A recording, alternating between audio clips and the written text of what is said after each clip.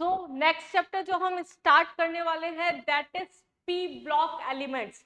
P block elements क्योंकि आपने boards में नहीं पढ़ा है, कोर्स में से हट चुका था, तो इस पे आपको थोड़ा सा ज्यादा ध्यान देने की जरूरत है। ये आपके लिए एक नया पोर्शन हो जाता है। तो पी ब्लॉक एलिमेंट्स में बच्चा लोगों, वैसे तो क्या है, हम केमिकल बॉन्डिंग में इसके मेनली सारे कॉन्सेप्ट्स डील कर चुके हैं। लाइक बनाना बॉन्डिंग हो गया आपका, बैक बॉन्डिंग हो गया आपका, कुछ इफेक्ट्स, कुछ पर्टिकुलर पोर्शन यहाँ पर अलग से आ जाते हैं जैसे कंपाउंड्स की प्रिपरेशन, लेकिन प्रिपरेशन आपके नहीं है, मेनली इसकी फिजिकल और केमिकल प्रॉपर्टीज पे आपको यहाँ पर बात करनी है। हम ग्रुप 13 से लेकर ग्रुप 18 तक सारा एक बार फटाफट से डन कर लेते हैं कि अगर पी ब्लॉक से इन केस कोई अलग से क्वेश्चन बैठ जाता है पेपर में तो आप उसे छोड़ के ना आए।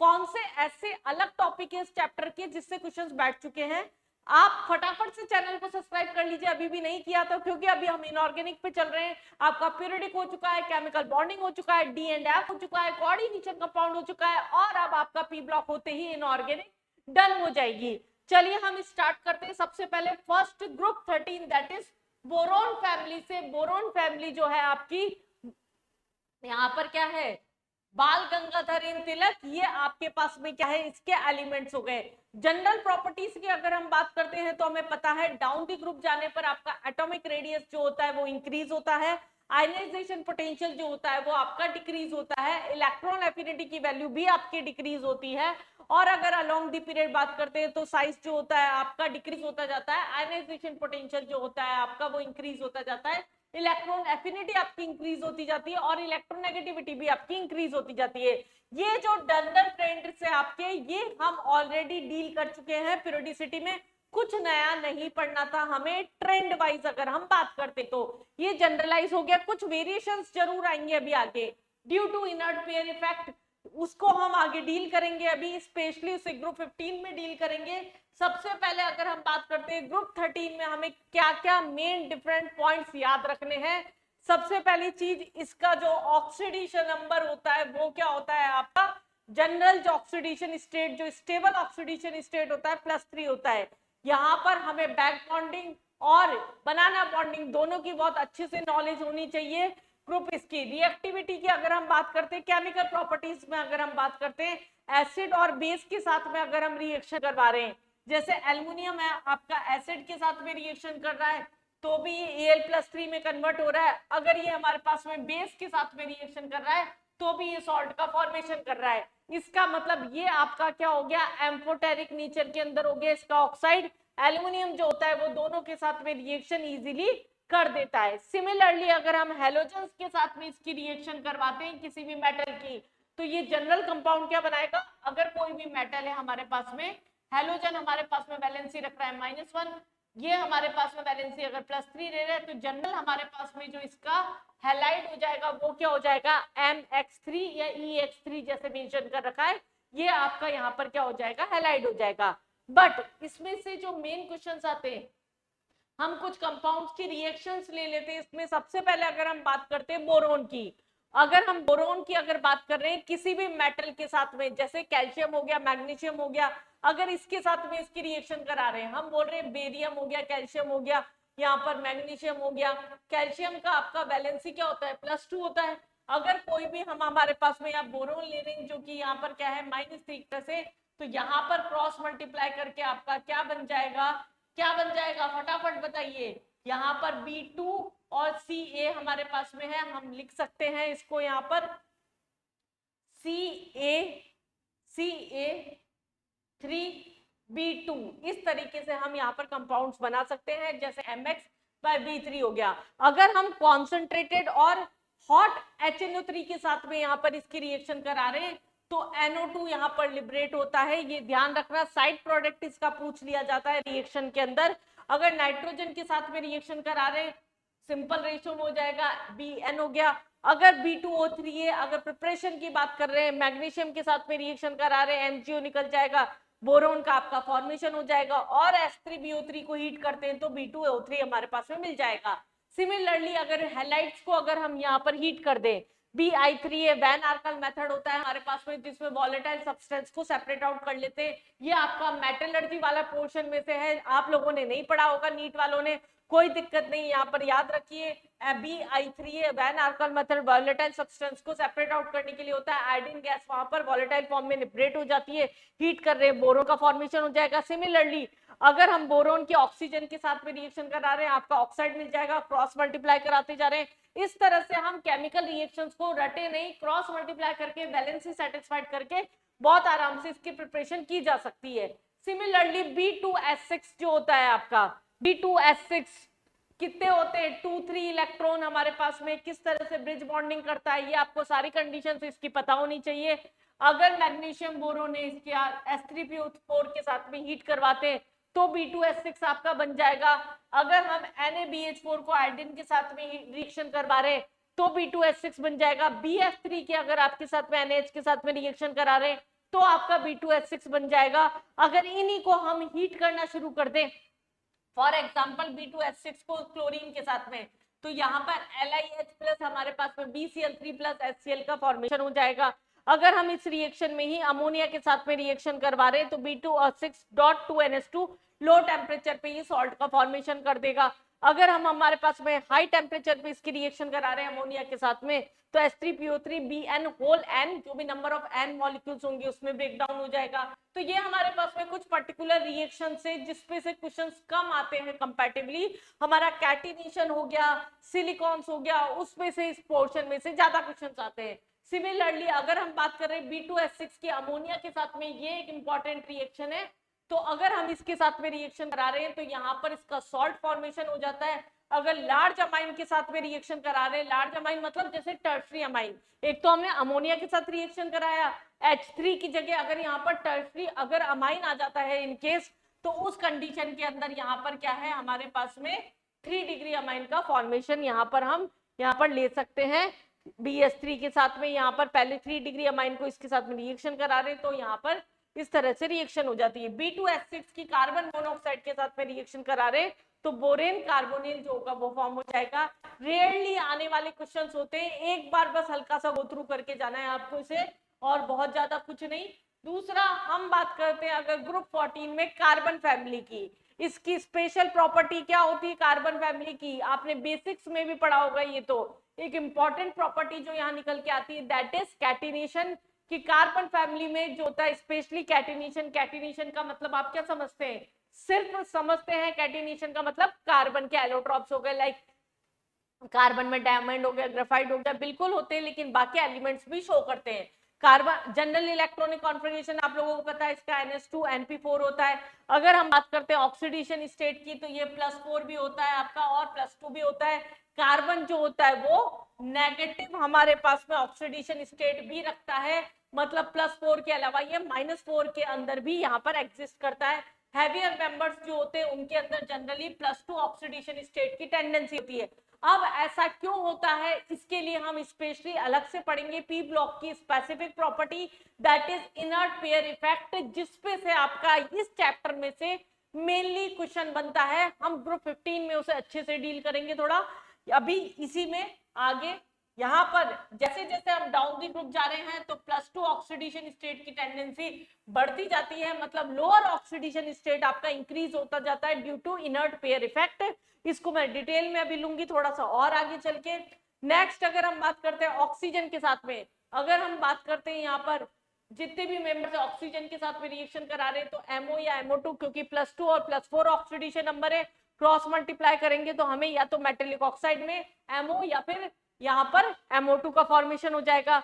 अगर हम वाटर के साथ में रिएक्शन करवाते हैं इसकी तो ये डीकंपोज होकर डाइऑक्सीजन और डाइहाइड्रोजन के अंदर यहाँ पर कन्वर्ट हो जाएगा। अगर हेलोजन के साथ में रिएक्शन करवाते हैं तो MX4 या फिर यहाँ पर हमारे पास MX2 का फॉर्मेशन हो जाता है। X यहाँ पर क्लोरीन ब्रोमीन, ब्रोमीन आयोडीन होगा। डाउन द ग्रुप जाने पर हैलाइड्स की जो हमारे पास में स्टेबिलिटी होगी वो क्या होगा, मास बढ़ता जाएगा, तो स्टेबिलिटी जो होगी डाउन द ग्रुप जाने पर क्या होती जाएगी आपकी, इंक्रीज होती जाएगी। ये आपको हैलाइड्स का ऑर्डर आ जाता है, लेकिन ये कॉन्सेप्ट भी हम बॉन्डिंग के अंदर पढ़ चुके हैं कि स्टेबिलिटी को किस तरीके से देखा जाता है। ये है यहाँ पर इसका एक important topic that is catenation. अगर मैं बात करूं ये आपका एक इंपॉर्टेंट टॉपिक यहाँ पर आ जाता है। कैटिनेशन क्या होती है, किसी भी एटम की एलिमेंट के अपने ही दूसरे एटम के साथ में बॉन्ड बनाने की टेंडेंसी। कार्बन का कैटिनेशन बहुत ज्यादा होता है, मैक्सिमम होता है, हमें पता है ये। बाकी नीचे की तरफ जाने पर हमारे पास में कैटिनेशन की पावर जो होगी आपकी डिक्रीज होती जाएगी। कहे सीता जी सुनो प्रभु गायब हो गए यहाँ से, ये कैटिनेशन नहीं करते, ये ध्यान रखना। प्रभु जो है वो कैटिनेशन नहीं करते, वो किसी के साथ में अपने ही दूसरे एटम के साथ में बॉन्डिंग नहीं करते। तो ये आप याद रख सकते हैं कि प्रभु कैटिनेशन नहीं करते, बाकी एलिमेंट जो होते हैं वो कैटिनेशन करते हैं। Due to this property catenation p pi का बॉन्डिंग का फॉर्मेशन होता है, पी पाई एंड डी पाई।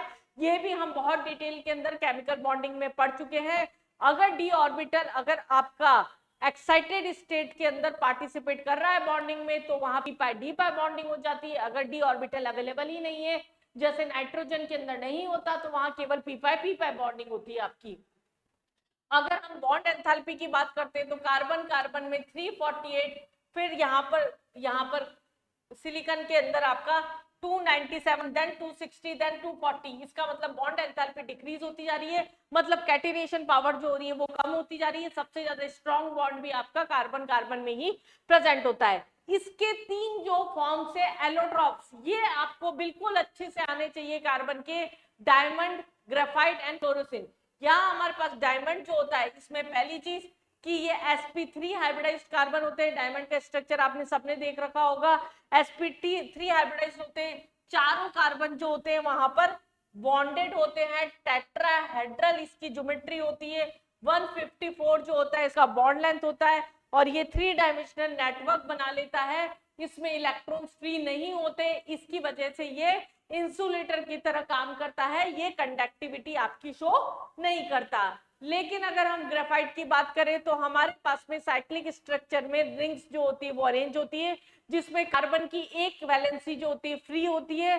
तो उसकी वजह से वो क्या होते हैं, sp2 हाइब्रिडाइज्ड होते हैं आपकी। वो 320 पिकोमीटर इसका लेंथ हो गया आपका, और यहाँ पर नहीं मेंशन है तो ये रहा, यहाँ पर हेक्सागोनल रिंग के अंदर आपका sp2 हाइब्रिडाइजेशन आपका प्रेजेंट होता है, जिसकी वजह से एक फ्री इलेक्ट्रॉन की प्रेजेंस की वजह से ये क्या करते हैं, कंडक्टिविटी शो कर देते हैं, स्लिपरी होते हैं और सॉफ्ट होते हैं नेचर के अंदर। इसीलिए हम यहाँ पर डाई लुब्रिकेंट्स के अंदर हमारे पास में मशीन्स के अंदर हम इसे हाई टेम्परेचर पे यूज कर सकते हैं। और अगला आता है हमारे पास में फ्लोरीरिन्स। इसके अंदर आपने देखा होगा वो जो हमारे पास में स्पंज जैसी बॉल होती है, जिसके अंदर एक के अंदर दूसरा हेक्सागोनल और पेंटागोनल हमारे पास में यहाँ पर सॉकर बॉल जिसे आप बोलते हैं, यहाँ पर सॉकर बॉल लाइक स्ट्रक्चर होता है यहाँ पर इसका, या बकमिस्टर फ्लोरीन भी बोलते हैं हम इसे। इसके अंदर रिंग्स के नंबर आपको याद रखने, केवल याद क्या रखना है यहाँ पर कि यहाँ पर 20 तो 6 मेंबर्ड रिंग होती है आपकी, पहली चीज आपको याद रखनी है ये। और 12 जो होती है वो आपकी 5 मेंबर रिंग होती है। सिर्फ ये 2 इंपॉर्टेंट चीजें जो आपको यहाँ पर याद होनी चाहिए। 5 जो है आपकी वो क्या है, हमारे पास में 5 मेंबर रिंग जो है वो 12 है, और जो 6 मेंबर रिंग है वो आपकी क्या है यहाँ पर 20 है। ये हमारे पास में याद रखने की चीज है केवल यहाँ पर। इसके अलावा आप बहुत ज्यादा इसमें कोई दिक्कत नहीं है, अगर नहीं भी याद रखते हैं तो कोई दिक्कत नहीं है। यहाँ दूसरा आता है यहाँ पर कार्बन के बाद में सिलिकॉन। अब सिलिकॉन में एक सिलिकेट्स और एक सिलिकॉन्स, या तो हम बॉन्डिंग में उसे कवर कर चुके हैं, हमने नहीं किया था इसलिए हम उसे पी ब्लॉक में कर रहे हैं। सिलिकेट्स जो होता है आपका दैट इज SiO4 2-, ये आपका क्या होता है, इसका स्ट्रक्चर होता है। अब अगर इसके स्ट्रक्चर की अगर हम बात कर रहे हैं, स्ट्रक्चर बना लिया, 4- आपकी वैलेंसी है, एक इलेक्ट्रॉन चारों को दे दिए। अब इसको जो 3 डायमेंशनल स्ट्रक्चर बनता है, इसका कैसे बनता है इसे एक बार समझ लेते हैं। ये हमारे पास में जो गोला बना हुआ है, ये हमारे पास में क्या है, ऑक्सीजन एटम है, और इसका बीच का डॉट जो है वो सिलिकॉन है। बेसिकली ये टेट्राहेड्रल स्ट्रक्चर है, तो 1 2 3, और ये पीछे वाला ऑक्सीजन जो है इसके लिए हमने गोला बना दिया, तो ये हमारे पास में इसका शेप हुआ। तो बेसिकली यहाँ पर ये हुआ। अब दूसरा अगर हम पायरोसिलिकेट की बात कर रहे हैं, पायरोसिलिकेट के अंदर क्या हो जाएगा, 2 ऑक्सीजन तो ये रहे आपके, यहाँ हमारे पास तीसरा ऑक्सीजन कॉमन हो गया, तो यहाँ पर Si2O7 2- जो होगा, ये हम 4- जो होगा वो स्ट्रक्चर का यहाँ पर फॉर्मूला हो जाएगा। ये ऑक्सीजन बीच में हुआ, 2 रिंग को लिंक कर दिया। साइक्लिक तो नाम से ही पता पड़ रहा है, 3 रिंग्स को हम जोड़ते जाएंगे या 3 से ज्यादा रिंग्स को हम जोड़ते जाएंगे साइकिल की फॉर्म में। चेन सिलिकेट्स में क्या करना है, पहली चेन को ऐसे जोड़ो, सेकंड चेन को उसके ऑल्टरनेट में जोड़ दो। पहली चेन हमने ऐसे जोड़ी, उसके ऑल्टरनेट में दूसरी चेन जोड़ी, तो उसको हमने क्या बोल दिया, चेन सिलिकेट्स बोल दिया। तो इसके स्ट्रक्चर्स याद रखना बहुत आसान है, हमें एक टेट्राहेड्रल का स्ट्रक्चर याद रखना है केवल, और फिर जो नाम है उसके अकॉर्डिंग उसे जोड़ते जाना है। नंबर पूछ लेते हैं, जैसे चेन सिलिकेट में कितने ऑक्सीजन एटम कॉमन हुए, पायरोसिलिकेट के अंदर कितने सिलिकेट्स हमारे पास में कॉमन हुए, वो जरूर आपको यहाँ पर ध्यान रखना रहेगा 2 डायमेंशनल और 3 डायमेंशनल स्ट्रक्चर में। अगर हम बात कर रहे हैं यहाँ पर सिलिकॉन्स की, सिलिकॉन्स जो होते हैं वो क्या है, हमारे पास में अलग अलग कंपाउंड से बनते हैं। R3SiCl, R2CiCl, SiCl3 इनसे फॉर्म हो सकते हैं। सिलिकॉन्स को अगर हम हाइड्रोलाइज करा रहे हैं, ये हमारे पास में हाइड्रोलाइज कराने पर क्या हाइड्रोक्साइड बना, जब इसको हीट करते हैं आपस में तो H2O निकलता जाएगा और ये कंबाइन होते जाएंगे, और यहाँ पर हमारे पास में क्या है, सिलिकॉन्स जो होंगे उसका फॉर्मेशन हो जाएगा। तो सिलिकेट्स और सिलिकॉन्स जो होते हैं ये हमारे पास में nth नंबर में जुड़ गए, तो हमारे पास ये क्या मिल गया, कंपाउंड मिल गया इसका। सिलिकॉन्स के अंदर ही एक वर्ड और आता है यहाँ पर, एक आगे पढ़ेंगे उधर, जियोलाइट्स, जो सरफेस केमिस्ट्री का टॉपिक है। जियोलाइट्स जो होता है वो क्या होता है, शेप सेलेक्टिव कैटलिस्ट होते हैं। ये क्या होते हैं, शेप सेलेक्टिव कैटलिस्ट होते हैं, जिसके अंदर सिलिकॉन के कुछ एटम्स में से, यहाँ पर क्या है, सिलिकॉन्स जो थे, सिलिकेट्स जो थे, उनके कुछ एटम्स में से ऑक्सीजन या सिलिकॉन हट के एटम्स में क्या आ जाता है, मेटल्स आ जाते हैं, और वो एक हनीकॉम्ब लाइक हार्ड स्ट्रक्चर बना लेते हैं, और उस हार्ड स्ट्रक्चर के कारण जो शेप उसका होता है वो रिएक्टेंट को भी वो शेप प्रोवाइड कर देते हैं, इसलिए हम इसको क्या बोलते हैं, शेप सेलेक्टिव कैटलिस्ट भी बोलते हैं। ये ध्यान रखिएगा, zeolites are known as shape selective catalyst. बहुत ऊपर ऊपर से मोटी चीजें जो आपके पेपर में आ सकती है मैं वो बता रही हूँ आपको यहाँ पर, अदरवाइज पी ब्लॉक तो बहुत ज्यादा लेंदी चला जाता है आपका, इतना टाइम बच्चा आपके पास है नहीं। तो ये हमारे पास में सुपरफिशियल चीजें हुई आपकी ग्रुप 13 और ग्रुप 14 की। कैटिनेशन यहाँ पर बहुत इंपॉर्टेंट है, सिलिकॉन्स आपका बहुत इंपॉर्टेंट है, बनाना बॉन्डिंग हो गई, बैक बॉन्डिंग हो गई, इसके क्वेश्चंस आपके जो होते हैं ग्रुप 13 और ग्रुप 14 में से आते हैं। नेक्स्ट हम स्टार्ट करते हैं यहाँ पर ग्रुप 15। ग्रुप 15 जिसको हम नाइट्रोजन्स भी बोलते हैं, पी साइलेंट रहता है यहाँ पर, नाइट्रोजन्स बोलते हैं। सफोकेटिंग स्मेल जो होती है, नाइट्रोजन्स इसके वर्ड से निकल के आया था, जिसमें अमोनिया की सफोकेटिंग स्मेल की वजह से ये नाम हमारे पास में यहाँ पर दिया गया है। नाइट्रोजन फैमिली के अंदर जो एलिमेंट्स की अगर बात करते हैं तो नाइट्रोजन फ्री फॉर्म में नेचर में एग्जिस्ट करता है, हमें पता है। फॉस्फोरस जो होता है वो कंबाइंड फॉर्म में भी एग्जिस्ट करता है और फ्री फॉर्म में भी एग्जिस्ट करता है। हाईली रिएक्टिविटी की अगर हम बात करेंगे, यहाँ पर फिजिकल प्रॉपर्टीज हमने सब पढ़ रखी है।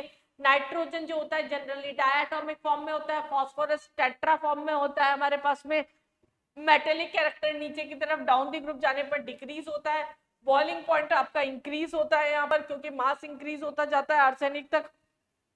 और हमारे पास में बिस्मिथ में क्या होता है, मेल्टिंग पॉइंट क्या होता है, आर्सेनिक तक आपका इंक्रीज होता है, और फिर हमारे पास में यहाँ पर डिक्रीज हो जाता है।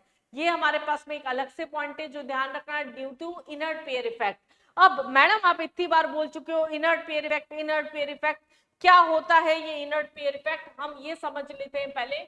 इनर्ट पेयर इफेक्ट क्या होता है, ये पी ब्लॉक की स्पेशल प्रॉपर्टी है। इसमें क्या बताया गया कि जब हम डाउन दी ग्रुप जा रहे हैं, पी ब्लॉक में जब हम डाउन दी ग्रुप जा रहे हैं तो लोअर ऑक्सीडेशन स्टेट जो होता है वो नीचे की तरफ, down the group lower oxidation state more stable होता जाता है। इस पॉइंट पे आते हैं आपके मेनली क्वेश्चन। ऐसा क्यों होता है, क्योंकि नीचे की तरफ जाने पर एनएस ऑर्बिटल की बॉन्डिंग करने की आपकी टेंडेंसी कम होती जा रही है, तो उसकी वजह से नीचे के एलिमेंट्स में लोअर ऑक्सीडेशन स्टेट जो होता है वो ज्यादा स्टेबल होता है। फॉर एग्जांपल अगर हम बात करते हैं नाइट्रोजन फैमिली में, नाइट्रोजन फैमिली नेपाल, पाकिस्तान, अफगानिस्तान सब बीके, बीके मतलब बिस्मिथ, बिस्मिथ जो होता है वो +3 की फॉर्म में ज्यादा स्टेबल होता है। जबकि अगर हम बात करें फॉस्फोरस की, तो फॉस्फोरस जो होता है +5 की फॉर्म में ज्यादा स्टेबल होता है +3 के कंपेयर में। तो इस तरह से क्वेश्चंस आपके ऑप्शन में मिलेंगे कि मोस्ट स्टेबल कौन सा आयन है, जैसे बिस्मिथ, और अगर इसकी बात करी जा रही है आर्सेनिक अगर हमारे पास बिस्मिथ और एंटीमनी में अगर बात करी जा रही है तो Sb+5 की फॉर्म में ज्यादा स्टेबल होगा। यहाँ पर हमारे पास में आर्सेनिक जो होगा इधर कम होगा, यहाँ पर S5 जो होगा वो बढ़ता जाएगा। तो ये हमें ऑक्सीडेशन नंबर याद रखने हैं कि लोअर ऑक्सीडेशन स्टेट जो होता है वो अपने डाउन द ग्रुप जाने पर +3 की फॉर्म में या ज्यादा स्टेबल होता है, तो उसकी बेसिस पर यहाँ पर ये प्रॉपर्टीज चेंज हो जाती है। नाइट्रोजन आपका +1 +2 +4 ऑक्सीडेशन स्टेट रखता है, ऑक्सीजन के साथ में यहाँ पर इजीली रिएक्शन नहीं करता, पर ये रिएक्शन करता तो है पर हाई टेम्परेचर पे करता है। हमें पता है नाइट्रोजन जो होता है वो नेचर में बहुत ज्यादा प्रेजेंट है, 72 से 73% प्रेजेंट है, तो वो इजीली रिएक्ट कर देगा, तो कंपाउंड ही बनाता रहेगा, तो वो कैसे प्रेजेंट होगा। तो ये क्या है, हाई टेम्परेचर पे जनरली रिएक्शन देता है। अगर हम इसके हाइड्राइड्स की बात करते हैं तो ये हम पढ़ चुके हैं बॉन्डिंग के अंदर, हाइड्राइड्स की स्टेबिलिटी जो होती है डाउन द ग्रुप जाने पर जो होती है यहाँ पर डिक्रीज होती जाती है, तो इसका बेसिसिटी का नेचर जो होता है वो भी क्या होता जाता है, डिक्रीज होता जाता है, और रिड्यूसिंग कैरेक्टर जो होता है वो आपका इंक्रीज होता जाता है। ये आपके डायरेक्ट क्वेश्चन आते हैं ऑर्डर बेस, हाइड्राइड्स की स्टेबिलिटी पूछ लेते हैं, उसका रिड्यूसिंग कैरेक्टर पूछ लेते हैं, या फिर उसकी बेसिसिटी पूछ लेते हैं। अगर हम ऑक्साइड्स की अगर यहाँ पर बात करते हैं तो हमने ये पढ़ रखा है कि हायर ऑक्सीडेशन स्टेट में जो एलिमेंट्स होते हैं वो एसिडिक ऑक्साइड होते हैं, जो लोअर ऑक्सीडेशन स्टेट में होते हैं वो बेसिक होते हैं, और जो बीच में होते हैं वो जनरली एम्फोटेरिक होते हैं। और एम्फोटेरिक का मैंने आपको ट्रिक भी बता रखा है। अगर हम जनरल फॉर्मूले की बात करते हैं तो ये क्या करता है, E2O3 की फॉर्म में यहाँ पर प्रेजेंट होगा। नेक्स्ट अगर हम बात करते हैं यहाँ पर नाइट्रोजन जो होता है, ये एक वापस एक common important question assertion reason में जो आता है, नाइट्रोजन में NCl3 जो होता है वो एग्जिस्ट करता है, NCl5 एग्जिस्ट नहीं करता, जबकि PCl3 भी एग्जिस्ट करता है और PCl5 भी एग्जिस्ट करता है। ये आपका एक कॉमन असर्शन रीजन का क्वेश्चन बन सकता है। नाइट्रोजन का अगर हम कॉन्फ़िगरेशन लिख रहे हैं तो क्या आता है आपका, यहाँ पर 2s2 2p3 आता है, एक्साइटेड होके यहाँ पर इलेक्ट्रॉन 3s में ही जाएगा, मतलब d ऑर्बिटल यहाँ पर अवेलेबल नहीं है, इसका मतलब ये एक्सपेंशन नहीं कर सकता। जबकि फास्फोरस में 3s2 3p3 होता है, आगे जो इलेक्ट्रॉन है वो 3d में जाएगा, तो ये एक्सपेंशन कर सकता है।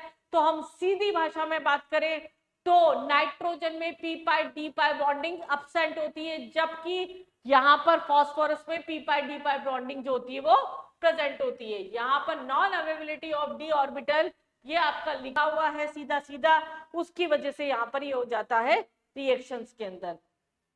नेक्स्ट अगर नाइट्रोजन की अगर रिएक्शन की अगर प्रिपरेशन की बात करते हैं, बाकी केमिकल प्रॉपर्टीज आपकी कम है कोर्स में, मेनली आपका जो फोकस कर रखा है वो फिजिकल एंड केमिकल प्रॉपर्टीज पे कर रखा है।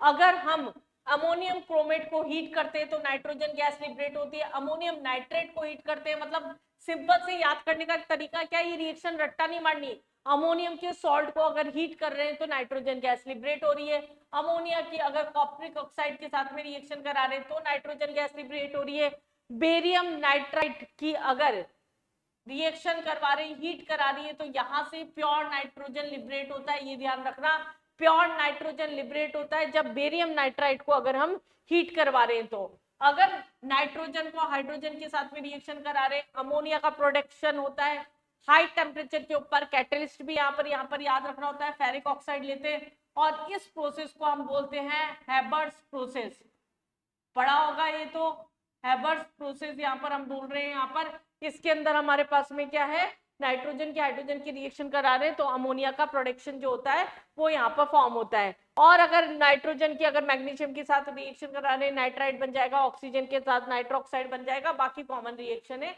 उस पर हमें इतना ध्यान नहीं देना। एक मिनट रुकिएगा जरा सा, नेट में कुछ प्रॉब्लम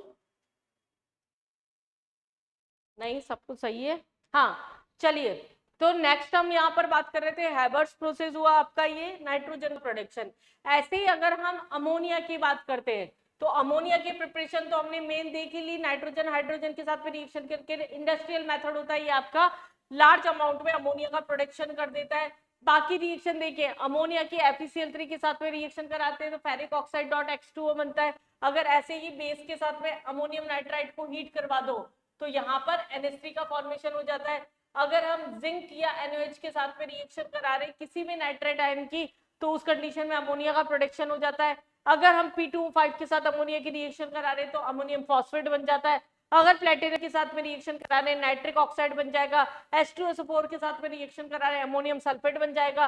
कैल्शियम क्लोराइड के साथ में रिएक्शन बनाकर आ रहे हैं तो यहाँ पर अमोनियम नाइट्राइड बन जाएगा। और अमोनिया के साथ में रिएक्शन करा रहे हैं वापस तो फिर ये क्या करता है, नाइट्रोजन गैस लिबरेट कर देता है। ये कुछ इसकी केमिकल प्रॉपर्टीज की बात हुई। ये स्ट्रक्चर्स हमारे पास में, बाकी प्रिपरेशन वाला पार्ट जो है, डाई नाइट्रोजन ऑक्साइड जो है N2O जो होता है, ये कैसे फॉर्म होता है, अमोनियम नाइट्राइड को अगर हीट कर रहे हैं तो N2O लिबरेट होता है।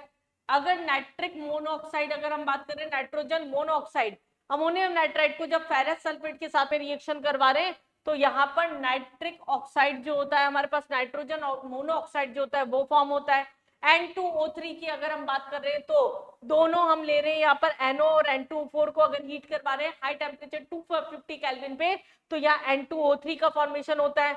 अगर NO2 बनाना है तो लेड नाइट्राइड को हीट करते हैं तो NO2 का फॉर्मेशन होता है। अगर हमें N2O4 चाहिए, मतलब डाई नाइट्रोजन टेट्रा ऑक्साइड चाहिए N2O4, तो सिंपल डायमराइजेशन करवा दो, 2NO2 का हम डायमराइजेशन करवा देते हैं। और N2O5 अगर हमें बनाना है यहाँ पर तो HNO3 की P4O10 के साथ में रिएक्शन करवाते हैं तो हमारे पास ये सारे नाइट्रिक ऑक्साइड की प्रिपरेशन हो गई जो डायरेक्ट आ जाती है पेपर के अंदर। नेक्स्ट अगर हम बात करते हैं इसके अंदर, वही फॉस्फोरस, फॉस्फोरस जो होता है एलोट्रॉप है। अब व्हाइट फॉस्फोरस और रेड फॉस्फोरस, दो टाइप के फॉस्फोरस होते हैं। व्हाइट फॉस्फोरस आपका नेचर में प्रेजेंट होता है और रेड फॉस्फोरस जो होता है व्हाइट फॉस्फोरस से फॉर्म होता है।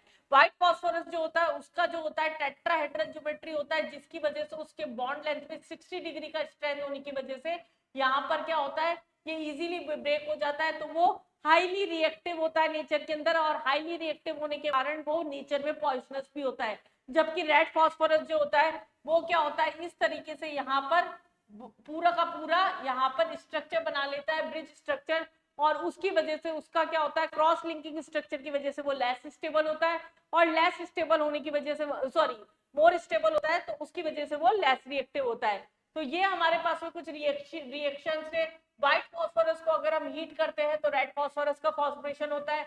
और इसी तरीके से दो फॉस्फोरस और होते हैं, अल्फा और beta phosphorus. Alpha black phosphorus जो होता है वो रेड फॉस्फोरस को अगर हम 800 केल्विन पे हीट करा रहे तो फॉर्म होता है, और बीटा सल्फर जो होता है व्हाइट फॉस्फोरस को अगर 473 केल्विन पे हीट करा रहे तो फॉर्म होता है। अगर हम स्टेबिलिटी की अगर यहाँ पर बात करें तो ब्लैक फॉस्फोरस सबसे ज्यादा स्टेबल होता है, फिर रेड होता है, फिर व्हाइट होता है, क्योंकि ब्लैक बन रहा है रेड से और रेड बन रहा है आपका व्हाइट से। बाकी आपके केमिकल रिएक्शन से उससे इतना फर्क ना पड़ रहा। ये सारे कंपाउंड्स अगर आपके बाय नेम आते हैं, हालांकि बॉन्डिंग में हम सारी स्ट्रक्चर बना चुके हैं, मैंने इनकी सबकी ट्रिक्स बता रखी है आपको ऑलरेडी बॉन्डिंग के लेक्चर में, लेकिन आपको नाम पता होना चाहिए। H3PO2 हमने देखा था, जैसा स्ट्रक्चर सोचते वैसा नहीं बनता, एक H+ जो डायरेक्टली अटैच नहीं होता। स्ट्रक्चर अगर हम बनाते हैं इसका तो ऐसा बनता है कि OH OH H और H होता है तो एक H+ ही लिबरेट होता है। तो ऑक्सीडेशन स्टेट यहाँ पर क्या हो जाता है इसका, फॉस्फोरस का यहाँ पर +1 वैलेंसी फैक्टर +1 होता है। यहाँ पर बॉन्ड्स दे रखे हैं, इसको हम बोलते हैं हाइपोफॉस्फोरस। H3PO4 को बोलते हैं ऑर्थोफॉस्फोरस। अगर H4P2O5 है तो इसको बोलते हैं पायरोफॉस्फोरस। इसका नॉमेनक्लेचर है आपका प्रॉपर, जो कि आपको आना चाहिए। H4P2O6 से hypophosphoric acid, orthophosphoric H3PO4, pyrophosphoric acid H4P4O7 और metaphosphoric acid HPO3 whole thrice. ये सारे स्ट्रक्चर्स ऑलमोस्ट मैंने बॉन्डिंग में आपको करा रखे हैं, तो आप उनके स्ट्रक्चर्स और किसमें कितने P और O के बीच में, किसमें PP के बीच में, POH के बीच में बॉन्ड है, ये आपका यहाँ से डायरेक्ट क्वेश्चन आ जाता है। नेक्स्ट अगर हम बात करते हैं यहाँ पर PCl3 और PCl5 की, तो PCl5 पे आपका एक बॉन्ड लेंथ का क्वेश्चन आता है, जो हम वैलेंशियल इलेक्ट्रॉन पेयर रिपल्शन थ्योरी में कर चुके हैं कि इनके बॉन्ड्स जो होते हैं वो इक्वल नहीं होते। बाकी तो आपका प्रिपरेशन वाला पोर्शन ही है इसके अंदर, तो वो तो रिएक्शन आपको याद कर लेनी है।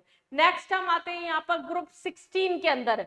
अगर हम बात कर रहे हैं ग्रुप 16 के, जिसको हम बोलते हैं ऑक्सीजन फैमिली O स्टाइल से टीपो, O स्टाइल से टीपो, जो कि पेपर में नहीं करना है। और अगर आपने अभी भी चैनल को सब्सक्राइब नहीं किया तो बहुत ही ज्यादा लॉस हो सकता है आपको नीट के पेपर तक, क्योंकि मैं यहाँ पर आपको कंटिन्यूसली दे रही हूँ सारे चैप्टर के केमिस्ट्री के कंप्लीट वन शॉट्स, सारे तरह के किस तरह के क्वेश्चंस आ सकते हैं। जैसे ही मेरे वन शॉट की कहानी खत्म होगी मैं आ जाऊंगी most expected most important questions के ऊपर, और जैसे ही वो कहानी खत्म होगी हम लास्ट में लेके चलेंगे केमिस्ट्री का महामैराथन, जिसमें 3 से 4 घंटे के अंदर मैं पूरी इनऑर्गेनिक, पूरी ऑर्गेनिक, पूरी फिजिकल सब कुछ कराने वाली हूँ। केवल आपको उसके लिए चैनल को सब्सक्राइब करना है। चलिए ग्रुप 16 की अगर हम बात करते हैं, जनरल कॉन्फ़िगरेशन होता है NH2 NP4, इनको हम क्या बोलते हैं बच्चा, चैल्कोजेंस बोलते हैं। यहाँ पर इनको हम क्या बोल रहे हैं, चैल्कोजेंस बोल रहे हैं। अगर हम बात कर रहे हैं साइज बढ़ता जाता है, जैसे जैसे हमारे पास नीचे की तरफ जाते हैं तो साइज हमारे पास में इंक्रीज होता जाता है। ऑक्सीजन एंड सल्फर जो होते हैं नॉन मेटल्स होते हैं, sulphur non metals, helium and tellurium जो होता है आपके मेटेरॉइड होते हैं, जबकि पोलियम जो होता है वो नेचर में मेटल होता है। मेटेरॉइड्स कौन से होते हैं, ये भी मैच द कॉलम में आपका कभी कभी आ जाता है। अगर हम पोलियम की बात करते हैं वो रेडियो एक्टिव होता है तो शॉर्ट लाइफ होता है, इसका मेल्टिंग पॉइंट बॉइलिंग पॉइंट नीचे की तरफ जाने पर आपका इंक्रीज होता जाता है। कैटिनेशन की अगर हम बात करते हैं तो डाउन दी ग्रुप जाने पर कैटिनेशन पावर जो होती है वो डिक्रीज होती जाती है, जबकि सल्फर जो होता है एक्सेप्शनली H6 और A8 रखने की वजह से एक्सेप्शनली ज्यादा स्टेबल आपका होता है। अगर हम बात करते हैं यहाँ पर एनालॉमस बिहेवियर की ऑक्सीजन की, तो ऑक्सीजन का साइज जो होता है वो बहुत छोटा होता है, इलेक्ट्रोनेगेटिव कैरेक्टर बहुत ज्यादा होता है, तो वो बाकी कंपाउंड्स के कंपेयर में, एलिमेंट्स के कंपेयर में क्या करता है, अपने ग्रुप के कंपेयर में, बाकी ग्रुप के कंपेयर में डिफरेंट प्रॉपर्टी शो करता है। एसिडिक कैरेक्टर की अगर हम बात करते हैं तो डाउन दी ग्रुप जाने पर क्या होती है, इंक्रीज होती है।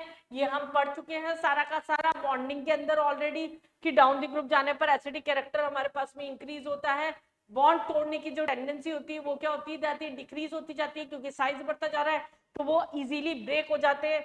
अगर हम हाइड्राइड्स की बात करते हैं यहाँ पर रिड्यूसिंग प्रॉपर्टी रखते हैं ये, एक्सेप्ट H2O, ये क्या होता है, डिक्रीज होता है H2O से लेकर H2TE तक जो होता है रिड्यूसिंग कैरेक्टर आपका जो होता है डिक्रीज होता है, एक्सेप्ट वाटर, यहाँ पर हाइड्रोजन बॉन्डिंग आपकी प्रेजेंट होती है, ये लोन पेयर को लूज करने की टेंडेंसी भी रखते हैं। ये हमारे पास में प्रॉपर्टी हुई। नेक्स्ट अगर हम बात कर रहे हैं, ये आपकी प्रॉपर्टी हुई रिड्यूसिंग नेचर की जो मैं आपको बता चुकी हूँ।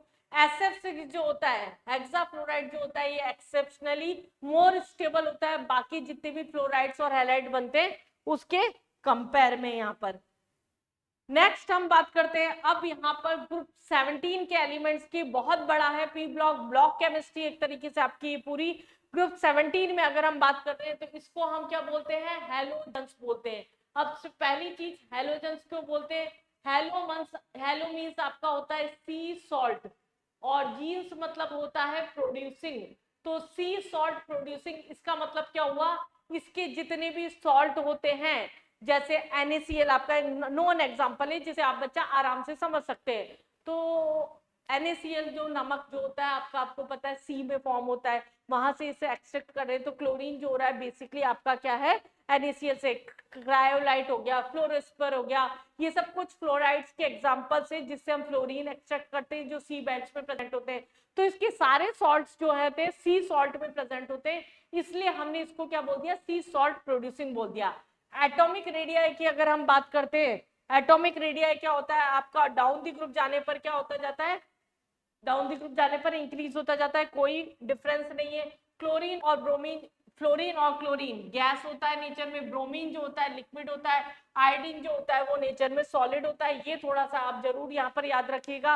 अगर हम बात कर रहे हैं यहाँ पर एंथैल्पी की, तो हमने एंथैल्पी में देखा था क्लोरीन की एंथैल्पी जो होती है वो यहाँ पर हमारे पास में ब्रोमीन फ्लोरीन से ज्यादा होती है। और अगर हम बॉन्ड डिसोसिएशन एनर्जी की बात करते हैं तो इसका ट्रेंड जो होता है वो कुछ इस तरीके से होता है, वो डिफर कर जाता है, ये आपको ध्यान रखना है। इसके अलावा यहाँ से एक इंपॉर्टेंट क्वेश्चन जो बनता है वो आपका आता है इंटर हेलोजन कंपाउंड्स और हेलोजेंस की स्टेबिलिटी और रिएक्टिविटी पर। अब क्या होते हैं ये इंटर हेलोजन कंपाउंड्स, पहले तो हम उस पर नजर डाल लेते हैं। यहाँ पर तो शायद तक आपको मेंशन नहीं किया था मैंने।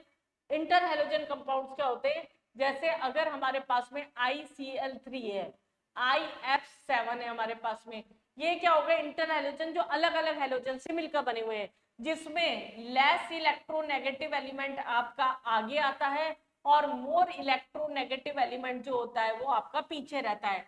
कौन एग्जिस्ट करेगा कौन नहीं करेगा ये भी आपको इससे पता होना चाहिए। जैसे अगर हम बात करते हैं BrF3 जो होता है वो तो एग्जिस्ट करेगा, लेकिन FbR3 नाम की कोई चीज नहीं होती। तो हमें जो एक क्वेश्चन आ जाता है आपका मैच द कॉलम में शेप ज्योमेट्री वाला, उसमें हो सकता है इंटर हैलोजन कंपाउंड्स की शेप ज्योमेट्री पूछ ले, वहां हमें पता होना चाहिए कौन एग्जिस्ट करेगा कौन नहीं एग्जिस्ट करेगा। तो ये हमारे पास में इंटर हैलोजन कंपाउंड हुए। अब क्या पूछ लिया, जैसे ICl जो होता है, अगर हम I2 के कंपेयर में बात करें तो ये क्या होता है, यहाँ पर लेस स्टेबल होता है। लेस स्टेबल होता है क्योंकि इसमें इलेक्ट्रोनेगेटिविटी डिफरेंस आ जाता है, तो इसको इजीली ब्रेक किया जा सकता है। तो इलेक्ट्रोनेगेटिविटी डिफरेंस के अगर प्रेजेंट है तो वहां स्टेबिलिटी को हम हैलोजेंस और इंटर हैलोजेंस की बात करते हैं, तो हैलोजेंस जो होते हैं वो उनके रेस्पेक्टिव इंटर हैलोजन कंपाउंड्स के कंपेयर में ज्यादा स्टेबल होते हैं। ये एक आपका इंपॉर्टेंट क्वेश्चन है जो कि यहाँ से पुट किया जाता है। नेक्स्ट हम बात करते हैं ब्लीचिंग पाउडर की, जो एक कंपाउंड इंपॉर्टेंट है, ये तो याद ही करने का, CaO होल ट्वाइस में होता है OCl2, इसको हम ब्लीचिंग पाउडर बोलते हैं। कैल्शियम हाइड्रोक्साइड से इसे प्रिपेयर किया जा सकता है। जब हम इसकी प्रोपेनल के साथ रिएक्शन कराते हैं तो यहाँ क्लोरोफॉर्म बन जाता है। अगर हम वाटर के साथ में रिएक्शन करा रहे हैं तो कैल्शियम हाइड्रोक्साइड फॉर्म हो जाता है। HCl के साथ में रिएक्शन करा रहे हैं कैल्शियम क्लोराइड हो जाता है। तो ये रिएक्शन से जो आपको कुछ एक बार गो थ्रू करके जानिए। और नेक्स्ट आता है यहाँ पर ग्रुप 18 जिसको हम बोलते हैं नोबल गैसेस, और इसके अंदर काफी सारी प्रॉपर्टीज है जो कि बहुत ज्यादा वेरी कर जाते हैं। जैसे अगर हम डाउन अलोंग द पीरियड आ रहे हैं तो इलेक्ट्रोनेगेटिविटी यहाँ पर नहीं होती, इलेक्ट्रॉन गेन एंथैल्पी की वैल्यू पॉजिटिव हो जाती है। इनका एटॉमिक रेडियस कंपैरेटिवली अपने पीरियड में ज्यादा होता है due to van der Waals radii. सारे वेरिएशन वाले पॉइंट है यहाँ पर। अगर हम इनकी नेचर में एयर में बात करें तो नियॉन सबसे ज्यादा प्रेजेंट होता है, then krypton, then helium, then xenon. अगर हम बात कर रहे हैं तो अगर एटॉमिक रेडियस बात करते हैं डाउन द ग्रुप जाने पर इंक्रीज हो रहा है, लेकिन अलोंग द पीरियड आने पर भी इंक्रीज होता है। यहाँ पर noble gases mono atomic form में प्रेजेंट होते हैं, कलरलेस होते हैं, टेस्टलेस होते हैं, वाटर के अंदर आपके सॉल्युबल होते हैं। अब एक इंपॉर्टेंट पॉइंट, इनका मेल्टिंग पॉइंट, बॉइलिंग पॉइंट जो होता है वो क्या होता है, कम होता है। ये हमारे पास एक कंफ्यूजिंग करने वाला क्वेश्चन होता है, कंफ्यूज हो जाते हैं आप इसमें। हमें क्या लगता है NH2 NP6 स्टेबल है, इसका मतलब क्या होगा, इसका मेल्टिंग पॉइंट बॉइलिंग पॉइंट ज्यादा होगा क्योंकि स्टेबल है। लेकिन इसमें क्योंकि weak force of attraction present होता है, van der Waals force of attraction present होता है, वीक डिस्पर्जन फोर्स प्रेजेंट होता है, तो उसकी वजह से इसका मेल्टिंग पॉइंट बॉइलिंग पॉइंट क्या होता है आपका, कम होता है। ये पॉइंट आपको इंपॉर्टेंट है जो कि यहाँ पर याद रखना है। ये क्या होते हैं, लीस्ट रिएक्टिव होते हैं, इनर्ट होते हैं। पहले इनको क्या बोलते थे, इनर्ट गैस बोलते थे, लेकिन फाइनली हमने इसको नोबल गैसेस क्यों बोलना शुरू किया। एक एक्सपेरिमेंट किया गया था वेल बार्टलेट के थ्रू, नील बार्टलेट के थ्रू। उसके अकॉर्डिंग क्या यहाँ पर क्या किया, जब ऑक्सीजन के साथ में यहाँ पर प्लेटिनम की फ्लोराइड की रिएक्शन कराई तो प्लेटिनम फ्लोराइड के कुछ कॉम्प्लेक्स मिले, और ऑक्सीजन और ज़ेनॉन का क्योंकि IP लगभग सेम होता है, ऑक्सीजन का 1175 होता है और ज़ेनॉन का आपका 1170 होता है, तो इन्हीं कॉम्प्लेक्स के साथ में जब ज़ेनॉन की रिएक्शन कराई गई तो हमें ज़ेनॉन के कॉम्प्लेक्स मिल गए, जिससे ये पता पड़ा कि ज़ेनॉन जो होता है वो इनर्ट नहीं है नेचर में, वो रिएक्शन कर सकता है। फिर इसकी मोस्ट इलेक्ट्रोनेगेटिव एलिमेंट्स के साथ में रिएक्शन करा के देगी, लाइक ऑक्सीजन के साथ में, फ्लोरीन के साथ में, तो कुछ कंपाउंड्स मिले जो कि हमें बहुत आराम से पता है, HCF4 होता है, HCO2 होता है, O3 होता है, HCOF2 होता है, जिनके लोन पेयर और बॉन्ड पेयर के क्वेश्चन भी बहुत आ जाते हैं पेपर में कि किसमें मैक्सिमम लोन पेयर है, बॉन्ड पेयर है। तो ये हमारे पास में एक इंपॉर्टेंट पोर्शन था, ज़ेनॉन को हमारे पास में नोबल गैसेस क्यों बोला जाता है। अब नेक्स्ट हम बात करते हैं हीलियम जो होता है वो क्या होता है, कंप्रेस्ड और लिक्विफाइड फॉर्म में, He+ में लिक्विड की फॉर्म में प्रेजेंट होता है। यह हमारे पास में नॉर्मल लिक्विड होता है बाकी के कंपेयर में। अगर हम इसे कूल कर रहे हैं 2.2 केल्विन पे तो इसे सुपर फ्लूइड की फॉर्म में कन्वर्ट किया जा सकता है, क्योंकि यहाँ पर हमारे पास में लिक्विड जो होता है उसकी गैसेस में कन्वर्ट होने की यहाँ पर इसकी प्रॉपर्टीज जो होती है, और ये हाईली थर्मल कंडक्टिविटी और लॉ ऑफ विस्कोसिटी जो होता है वो शो करता है। हीलियम की कुछ प्रॉपर्टीज है जिस पे डायरेक्ट क्वेश्चन आपके आ जाते हैं। और आइस के फॉर्मेशन के कंपाउंड ज़ेनॉन को अगर एटम्स को अगर ट्रैप कर दिया जाता है तो वो जो होता है हमारे पास में water molecule crystal lattice of ice के अंदर यहाँ पर कन्वर्ट हो जाता है। ये हमारे पास में जो है वो क्लैथरेट कंपाउंड्स कहलाते हैं। ये केवल एक टर्म है जो कि आपको याद रखनी है यहाँ पर, जो कि हमारे पास में strong store radio active isotopes को स्टोर करने के काम में आती है। नेक्स्ट अगर हम बात कर रहे हैं ये कंपोजिशंस, बस छोटा छोटा सा पॉइंट याद रखना है यहाँ पर, Xc और F2 को 2:1 के रेशियो में कंबाइन कर रहे हैं तो XcF2 बनता है, बाकी तो नॉर्मल हाइड्रोलाइसिस। और ये AsF5 के साथ में F प्लस और ये बना लेता है। अगर हम यहाँ पर S8 के साथ रिएक्शन करा रहे हैं जेनॉन बना लेता है SbF5 के साथ में। यहाँ पर इसका क्या है, ऐसे क्वेश्चन पूछा जा सकता है कि Xcf2 SbF5 के साथ में जो कॉम्प्लेक्स बना रहा है उसका हाइब्रिडाइजेशन क्या है, उस कंपाउंड में कितने लोन पेयर प्रेजेंट है। तो इसलिए हमें ये 2-3 रिएक्शन है ना, अगर ये 1:5 के रेशियो में प्रेजेंट है तो XcF4 बनेगा, और अगर ये HCHF के साथ में रिएक्शन करा रहे हैं तो HF6 बनेगा। तो ये कुछ हाइड्रोलाइसिस करने पे XcF4 बनाता है, तो ये बोल दिया जैसे XcF6 का हाइड्रोलाइज कराएंगे जो कंपाउंड फॉर्म होगा इसमें लोन पेयर के नंबर कितने होंगे, इस तरह का क्वेश्चन यहाँ से पूछा जा सकता है।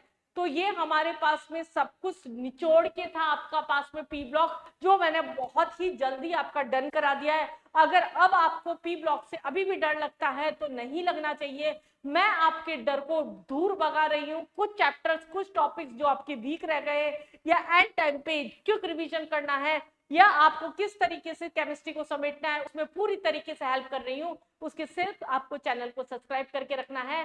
हम फिजिकल और ऑर्गेनिक में इसी फ्लो में इसी एनर्जी इसी पीवाईक्यू के साथ में मिलेंगे।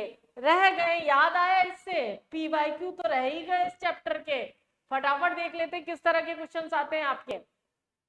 पर oxidise sulphuric acid, sulphuric acid H2SO4 होता है, इसके अंदर तो हमें सीधा पता है कि OH के 2 बॉन्ड प्रेजेंट होते हैं और S हमारे पास में एक सिंगल प्रेजेंट होता है, तो ये S में डबल बॉन्ड O ये प्रेजेंट होता है।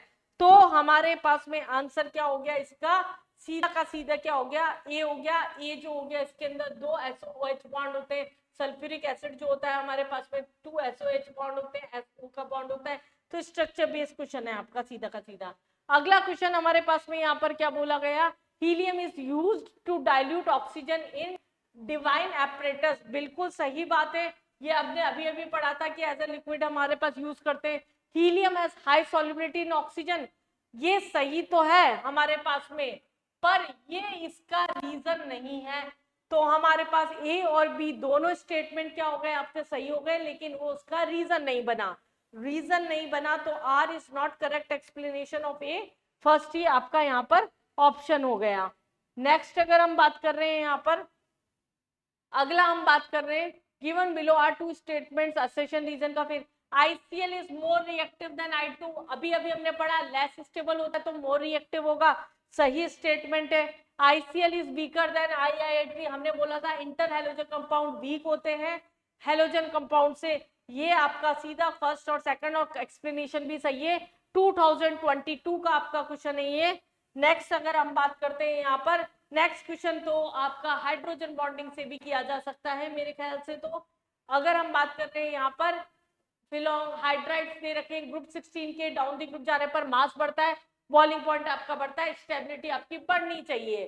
बॉइलिंग पॉइंट का ही क्वेश्चन आपका बढ़नी चाहिए, मोलर मास बढ़ता है बॉइलिंग पॉइंट बढ़ता है, ये तो सही है। लेकिन हमारे पास में फर्स्ट और सेकंड दोनों गलत क्यों गए, क्योंकि हमारे पास हमें पता है H2O जो होता है वो सबसे ज्यादा हो जाता है due to intermolecular hydrogen bonding, इसलिए आपके फर्स्ट और सेकंड स्टेटमेंट दोनों ही गलत हो गए। तो आंसर आपका क्या हो गया यहाँ पर, बी हो गया। अगला क्वेश्चन देखिए, ये आ गया आपका थोड़ा सा रिएक्शन बेस्ड क्वेश्चन। हमने देखा था अमोनिया का अगर ऑक्सीजन के साथ में रिएक्शन करवाते हैं नाइट्रिक ऑक्साइड हमारे पास में बनता है, जो कि इंडस्ट्रियल मेथड होता है। अमोनिया का अगर ऑक्सीजन के साथ रिएक्शन कराया तो ये क्या हो गया हमारे पास नाइट्रिक ऑक्साइड इंडस्ट्रियल मेथड था।